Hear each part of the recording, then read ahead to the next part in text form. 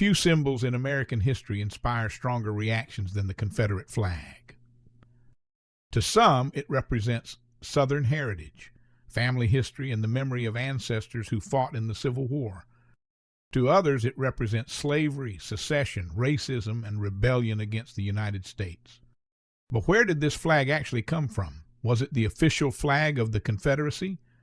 And what did it originally stand for? To answer those questions, we have to go back to one of the darkest chapters in American history. In 1860, the United States faced a crisis unlike any it had experienced before. The election of Abraham Lincoln convinced many Southern political leaders that slavery's future was in danger.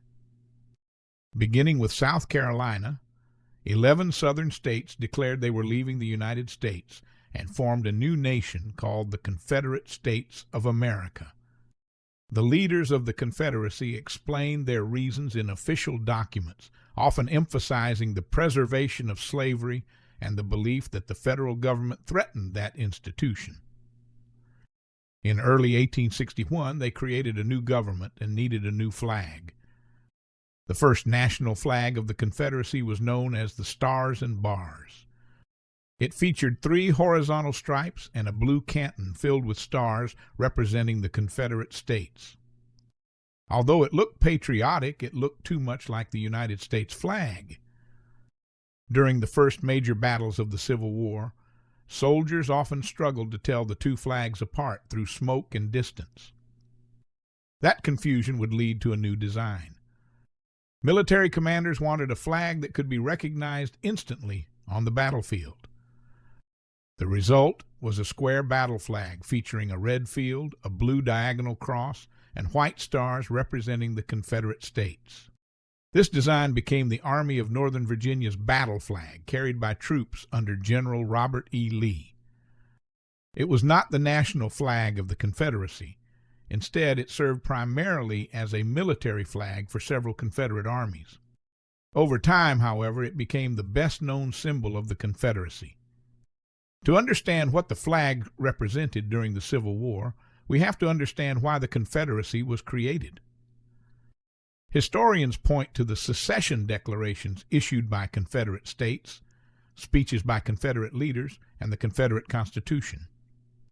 These documents consistently identify the preservation of slavery as a central reason for secession.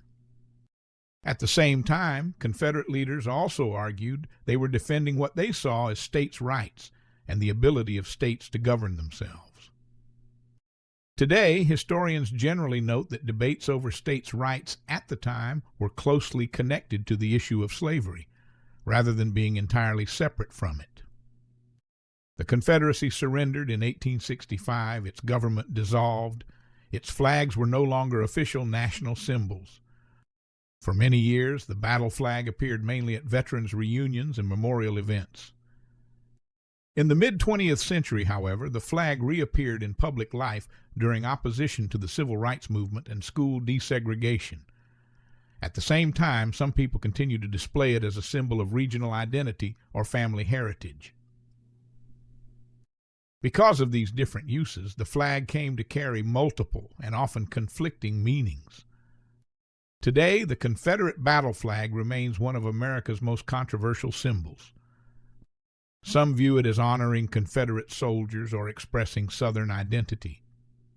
Others see it as inseparable from the Confederacy's defense of slavery and its later use by groups opposing civil rights.